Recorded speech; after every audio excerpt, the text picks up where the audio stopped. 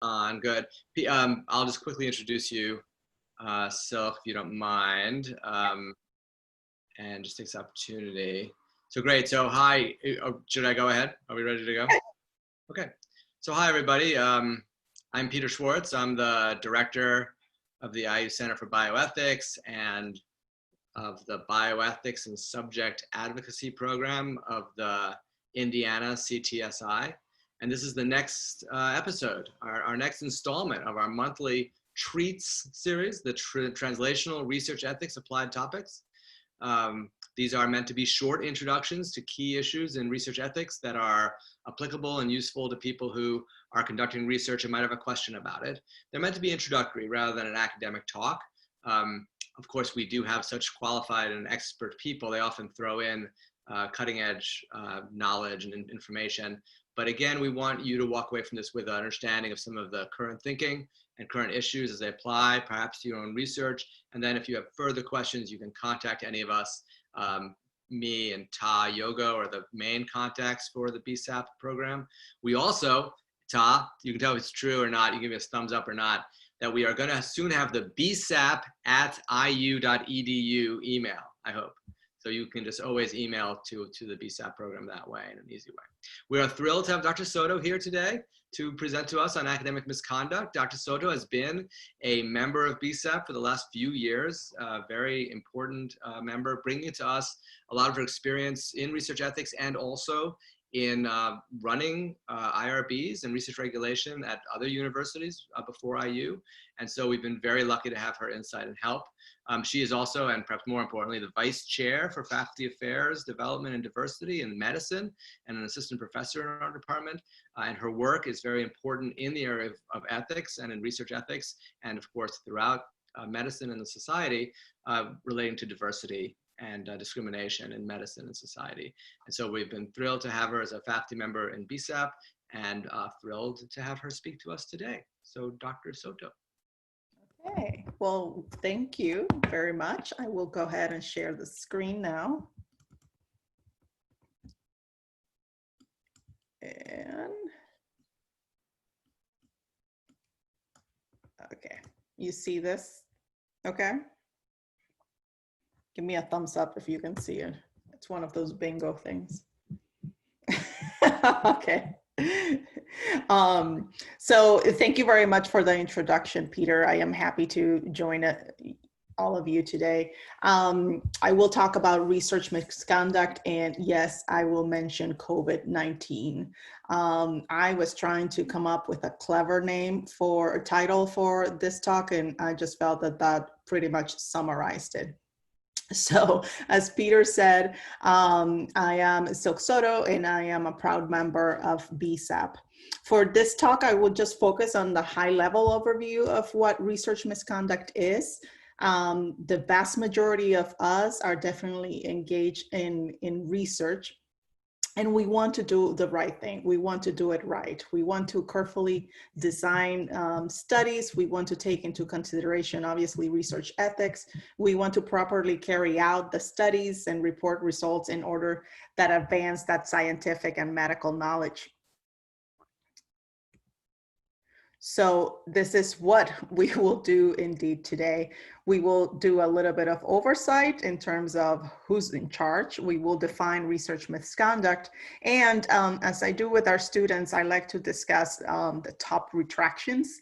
And for today, I will present a little bit in terms of pandemic versus paperdemic and what has happened during this COVID-19 pandemic in relation to possibilities or opportunities, unfortunate opportunities for research misconduct. So who has oversight of research misconduct? Of course, the Office of Research Integrity oversees all research integrity activities on behalf of the public health services and the Secretary of Health and Human Services, with the exception of FDA.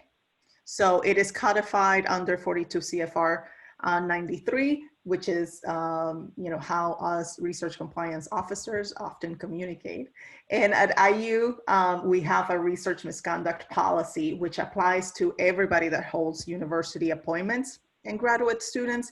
But it's also important to know that for undergraduates involved in research, this actually goes into the code of student rights, responsibilities, and conduct. And the reason why I mention students is because sometimes they are involved in this kind of situation. And we need to know where to go in order to report these instances. So what is research misconduct?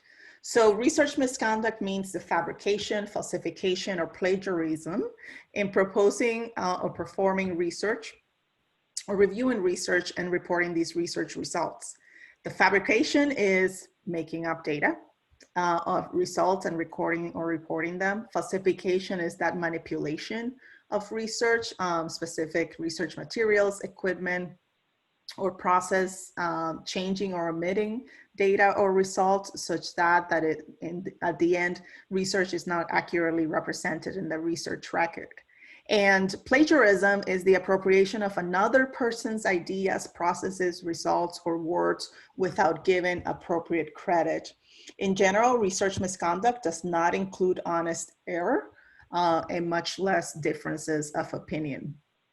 I want to discuss briefly and at least make a comment about the plagiarism piece, because as you will note, it says that it's the appropriation of another person's ideas. And indeed, a research misconduct policy does not cover things like plagiarism. So with that said, here are some comments about self-plagiarism, as we found out that it would be an important topic of discussion as well with our students. So like I said, self-plagiarism is not specifically talked about in 42 CFR 93, the research misconduct policy. But in general, it refers to authors who reuse their own previously disseminated content and pass it off as new product without letting the readers know that this material has appeared previously somewhere. And this is actually guidelines set out that pretty much say that when you submit things to the journal, that you must indicate previous dissemination. If the results of a single complex study are best presented as a cohesive one, then you shouldn't necessarily submit individual papers about individual parts of that study. That you should be aware that plagiarized materials may constitute copyright infringement. So even if you are repeating the literature review over and over and over again, that you may still have to be aware of those because of that copyright infringement. The previous journal actually owns that material. And to avoid reusing their own previously published text unless it is cited. So you can still use the texts that are important and relevant to your study, but just remember to cite it. A lot of institutions, including IU, the plagiarism also includes using work that has been already submitted by you, perhaps in an assignment, and that's why I wanted to mention the undergrad and grad students. They recognize self-plagiarism. So, and this is the case for many other higher education institutions in which, yes, safe plagiarism would count as misconduct per their policies. So as I mentioned, I like to discuss these top retractions that are usually set forward by Retraction Watch. They are a watch group that has been doing this for eons, actually looking at these retractions, and actually at the end of the year, they provide a list of these. So I thought I would share with you a few of these that have actually come out. And when I say few, I say over 1,433 retractions that they actually reported in 2019. I actually just include briefly here What some of these are obviously issues around figures. Nature just had recently one of the bigger cases that were retracted in 2019 was because of figures. When we're in the classroom, we actually try to look at PCR slides and Western blots to see where the students actually see that difference. Innocent bystander, I said New England Journal of Medicine because the initial article was reported in Nature, and then anything that is subsequently cited then gets affected. And in this case, New England Journal of Medicine also had to retract. Duke is one of my favorite institutions. And unfortunately, when I talk about research misconduct, I hope nobody in the group here will hold that against me. But I say the saga continues. So recently in 2019, Potts and Kant had to actually do their 18th retraction and costing Duke about, again, over $112 million. Fabrication cases show up in Science and Nature. Of course, coding errors happen, especially when we're talking about big data and scripts and things of that nature. And obviously, conflict of interest. The peer review pirates is a term that is referred to instances in which the reviewers of your article actually hijack it, and they use it as part of their own studies, their own papers, and things of that nature. And that was certainly something that happened in 2019. If you're interested in how journals report these retractions, this is just a snapshot as of Tuesday of this week of Nature. And you can see there that they list all the retractions they have had throughout the year.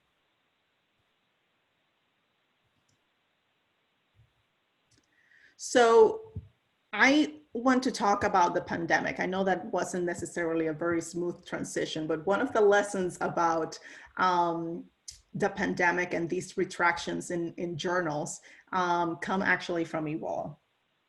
The lessons actually talked about the body of inconclusive findings, talking a little bit about, despite this sense of urgency, research during the epidemic is still subject to the same core scientific and ethical requirements that govern all research on human subjects.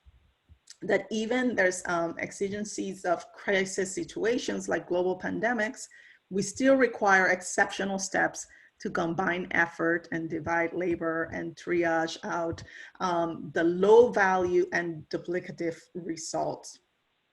This is critical because we have seen this during the COVID-19 pandemic. It's almost like it's repeating itself. So the authors of this paper, let's see here, just appeared in Science recently, talked about, against pandemic research exceptionalism. In critical situations, large randomized controlled trials are not always feasible or ethical, but crisis situations demand exceptions to high standards for quality. Early phase studies have been launched before completion of investigations that would normally be required to warrant further development of the intervention. And treatment trials have used research strategies that are easy to implement, but unlikely to yield unbiased effect estimates. So we go now to talk a little bit about the situation when it comes to hydroxychloroquine. I'm sure that I don't have to talk much about hydroxychloroquine, but it's important to note that in this same article, they talk about 18 clinical trials of various hydroxychloroquine-based regimes and enrolling over 75,000 patients just in North America. This despite limited evidence supporting the efficacy of the anti-malaria drug in the treatment of coronavirus. One of the things the authors highlight is that there is a huge amount of duplication in the testing that is just not happening, or that is happening not just in North America. This is important because it means that we're doing similar work in taking advantage of it. And the journals and the research enterprise is not handling it very well. As of June 15th, we know that FDA finally revoked the authorization for hydroxychloroquine as COVID-19 treatments. This was just done basically a few days ago, citing poor effectiveness and severe side effects. But in April of 2020, NIH had already issued guidance on these options, saying there was insufficient data to recommend this use. I think it's something that we need to be quite aware of, not just because of perhaps it doesn't quite fit the definition of research misconduct right now, but it might be something that will come the same way that it has been a situation in many other instances of large pandemics like this. So this pandemic versus paperdemic is actually a term used in this recent article when it talks about science ranging from robust studies to dishonest studies conducted and posted and shared at unprecedented rates, which has been the case for a lot of the COVID science. Speed science has become very troubling, as it includes bad science, with a lot of peers commenting on the lack of reliability of the research results. The ongoing fast peer review process in COVID-19 is potentially damaging to science, of course, compromising the research integrity in actually, leading into that research misconduct. So COVID-19 has shortened the time to a few days of several cases. And in this one in particular, it's one of these in which the fact was dated on March 14. The article was submitted on March 16th. It was accepted into the journal by March 17 and published online on March 20th. That is definitely record-breaking peer review. So who is actually, the victim? At the end of the day, we see obviously that there's a race to publish. We have seen also a remarkable increase in journal preprints. I think actually the last data that I saw where the preprints sites had actually gone over 3,000, had received over 3,000 submissions, more than usual. So those preprint sites have been really trying to work hard and trying to, weed out bad science, but needless to say, people are still using those databases. I like to, as I'm in faculty affairs, I want to obviously point out that this pressure to publish sometimes really has a strong effect on research misconduct, that desire of actually publishing something so you can actually be promoted and be in that tenure track. And of course, human subjects and ethics committee, that sometimes we may have not paid the attention that we needed in order to give those studies the proper review. Many organizations urge the research community to respect the highest integrity standards. And we need to remember that at the end of the day, our populations, the victims are actually people. Since it wouldn't be me if I didn't mention culturally competent research, which is also something that I spend time talking about.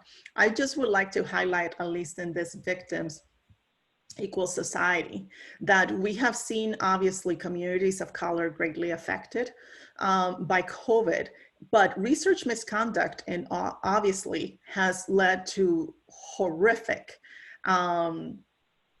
examples in research ethics throughout history. So, whoop, that slide went a little bit crazy there. But I wanted to highlight how obviously Black adults are more hesitant to trust medical scientists, embrace the use of, experimental medical treatments and obviously signing up for potential vaccines to combat the illness. And they have already been asked about this in a June 4th study where Black Americans said, no, we might not actually participate in vaccine, in all these things related to COVID, which is very sad when we know that these communities of color are greatly affected. But that is a result of research misconduct. This is another data piece that actually came from Nature, in which they are talking about the average number of days between submission and publication. And there you can see that drastic switch between how long it's taking to review these studies. Let's see here. So recently, the Lancet, the New England Journal of Medicine retracted controversial COVID-19 studies. This one specifically, hydroxychloroquine, with or without macrolide for treatment of COVID-19, was actually a multinational registry analysis. It was actually a study that expressed great concern from the very beginning. It relied on data from a private company called Surgisphere and had concluded that hydroxychloroquine was linked to a higher risk of death among some COVID-19 patients. Some of the complaints about the study actually led to some corrections, but the authors weren't able to actually share the data and much less replicate the results. So, the journal Lancet actually retracted it, and it was obviously a high profile retraction. Scientists, if it wasn't for scientists like you who raised questions and the paper's authors, this probably wouldn't have been retracted. Again, because of the Lancet's retraction, New England Journal of Medicine actually pulled within the following, I think it was within an hour, also retracted paper that they have published based on Lancet, on the Lancet paper. So with that, let's see here. I don't know where my mouse is. Okay. So with that, I would like to end and open it to questions and answers, but telling you where to report research misconduct if you see it take place at Indiana University. Again, the Office of Research Integrity is the federal office in which you can certainly submit anonymous tips, but also at IU, you can report the concerns based on the research integrity or to the research integrity officer, and that information is listed here. So you know where to go in order to report research misconduct. With that, I will take any questions and hope we have a good discussion about research misconduct.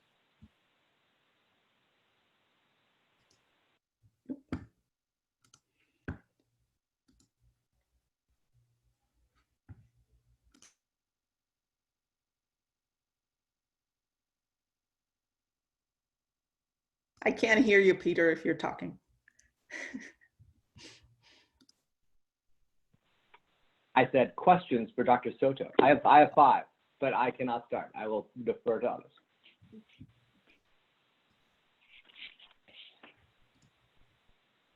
Oh, I'll ask one to get things started. I'm going to stop for my other 4. So, hey, first of all, Sylk, it's a great talk. Really appreciate it. As everybody knows, these Street Talks will be, archived on our website for people who want to learn about misconduct. I love that you used the pandemic. I know that's sort of something you have to speak about because it's in our face right now. And I liked about how you emphasized that it was a societal and structural issue with the pandemic, just like it is with misconduct more generally. I thought I might just toss that back to you and just emphasize that for the viewers, either here or on the recording. This is, as you're pointing out, there's a tremendous pressure normally in the normal world to publish a lot, to get things out there immediately so that your next grant is ready for submission, et cetera, et cetera. And that's, of course, what leads to the kind of fragrant, I was going to say, because it smells bad. I meant flagrant, violations of research ethics, which count as misconduct, which you listed at the beginning. So I thought, I don't know if you would speak a little more about if you have any insight or thoughts on, are we making progress? One, of course, the take-home message is don't do it, right? If you're a researcher and you're tempted to cut a corner, be very aware that you can cut a corner too tightly and be conducting something which will actually be very poor for the impact of the science to the public and poor for the impact on your own life. And when you've got a question about whether what you're doing is misconduct, you can reach out to somebody. I will tout the BSAP program, Bioethics Public Advocacy Program, has as a confidential service. And somebody saying, look, I wonder, can I publish this and this? I'd like your opinion on that. The BSAP program can give you a opinion to you confidentially. If you're disclosing actual misconduct you've already performed, then we, as Office of the University, have to report it. But right, if you have questions about what counts as misconduct and what doesn't, we are happy to help. But can I go back to that first thing I was saying? Societal driven. We love to point the finger at the researcher and say, you are bad, you did misconduct, when in fact there's some, responsibility or a causal causation that comes from the structure of our research system. Thoughts on that and how you think about misconduct given that? Yeah, I definitely think that, and we have this discussion in class when we're talking about research misconduct. I do think that the way that we have set up the structure for funding, the structure for research funding, the structures for academic productivity, the structures for promotion and tenure, and the list goes on and on, right? It's not just us academic. I do think that it contributes to the pressure and all these instances in which research misconduct is listed, especially when you're looking at these retractions, when you're looking at the reputation and the status of Research One institution, which is a Carnegie designation. That pressure is bound to be there. What I also spend a lot of time speaking with the students, it's on the mentorship side, because we do see a lot of this also happen in these research misconduct findings. If you go to the Office of Research Integrity to look at this, you will see a lot of postdocs involved, a lot of PhD students. You will see PIs who would say, I didn't do it, I didn't know about it. It was my postdoc who took the notebook home. And so I think that in terms of institutions, we should also hold accountable our faculty in their mentoring. And many times when I saw this previous from IU, at the end of the day, I was having a hard time not blaming the mentors for the mistakes of the students, for the mistakes of the graduate, or the postdoc, because I do see that our efforts need to be increased in that mentoring, in letting know our students and our postdocs, what actually constitutes research misconduct, where to go. At the same time, we also see from them the pressure of thinking, my PI might not be doing something right, but I don't know where to go to say anything like that because my career depends on that PI. So there's a lot of these situations, and I do believe that it's at the end of the day, it might be more structural than the individual's desire to actually do something wrong. Does that answer your question, Peter? Okay. So Larry Barreto here. As you're talking about this, I'm thinking about it in the bigger context of just academic misconduct. When we talk about researchers at a university, you've mentioned and you've talked about the students as well, but I too agree that we're talking about, you have to look at the mentors as models, and you have to look at the impact on the students for not picking up on this kind of stuff. Yeah, it's tough to do. But it causes me to think about the conversations of research ethics and the relationship of the researcher's misconduct to the student potential for misconduct in a classroom environment too. Same things apply. There's rewards or putative rewards for wanting to do something that's inappropriate without many times recognizing the risk that's apparent with that. I think there's a lot of parallels here. I agree. And, just to go a little bit further, so, I made a joke about Duke, which is obviously a very well-respected institution, but this keeps happening. They keep being in the news, yet we still think about Duke as, one of those gold standards in research. And that is not to say that we're judging the whole institution by, one or two peers, but this is definitely not,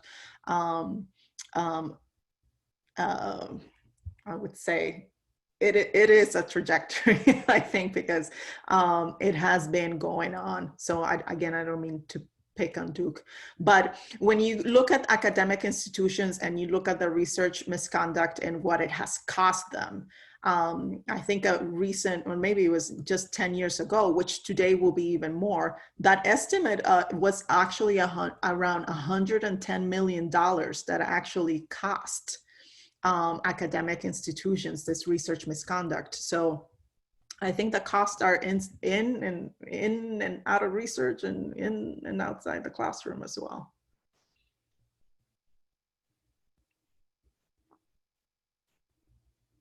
Any other questions or comments?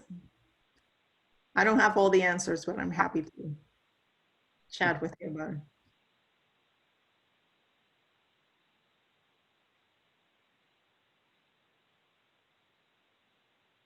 There's one chat here.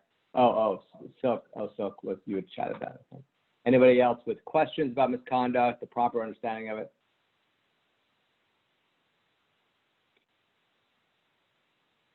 I'm going to personally thank Larry for showing us the blue sky that he was bragging about earlier. Okay, anybody else? Yeah, that is a very nice background. That's right. It's And fake. It's not real. Virtual is real.